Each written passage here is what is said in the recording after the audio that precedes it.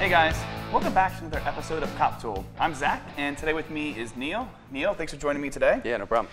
So I see we have 3 circular saws in front of us. What are we building today? I did my most recent project was building a Kentucky stick chair, which is basically a really cool folding chair made out of 2x2s. So doing that project, I got a really good chance to use all 3 of these saws. Okay, tell me more specifically on part numbers, model numbers of these. So right here we have the Dewalt DCS 575, the Milwaukee 2731, and the Makita XSH01. Let's start with ergonomics. How did they feel? Were they fairly similar? The first thing I noticed on these was the guides. This Makita here has a nice black guide with an offset center. There's silver marking, so it's real easy to see when it gets dusty.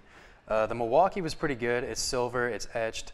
They have cut-ins at the 0 line, so it's pretty easy to use. The only one I had issue with was the Dewalt here. It's all black, etched in, and it's kind of just hard to read, especially when you get a bunch of dust on there. It's kind of hard to keep straight line. How about the weight? All 3 of these are about a pound in difference in weight, so I didn't really notice much, especially making several cuts. It really didn't make much of a difference to me. What about the dust factor? The Makita and the Milwaukee here did pretty well with the dust. They threw it all to the side.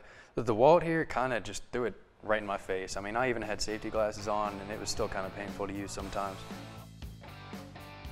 What about power? So all these felt pretty much about the same as far as power. The only thing I did notice on the Makita here is it does have a soft start, which did make it feel a little less powerful when you got it going, but it was a lot more smoother to use and easier to get into your cut. And once you got it going too, it burned through just about as good as any of these other ones here. Let's talk about battery life. Did you notice any differences in between these 3 models? So these all came at very close as far as linear feet of cut. This DeWalt here got the most. It got 290 feet of cuts. Our Makita here got 280, and Milwaukee followed right behind with 277. So they're all very close, and you can't really make your comparison based off of that. Okay. So all in all, these 3 models look and feel the same, power's about the same, and would you have any recommendations, one over the other?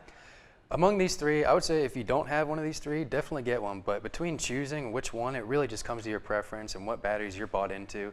They all performed amazingly well and cut through everything perfectly fine. And they lasted so close together that I can't really say which one of these is going to be better for you. Okay. How about pricing? Do you think they're all about in line with one another, or? These all come at about $20 difference in pricing. The only thing with the Makita here is you have 2 batteries that may cost you a little more to buy into.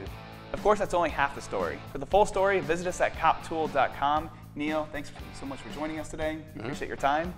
Folks, we'll see you next time.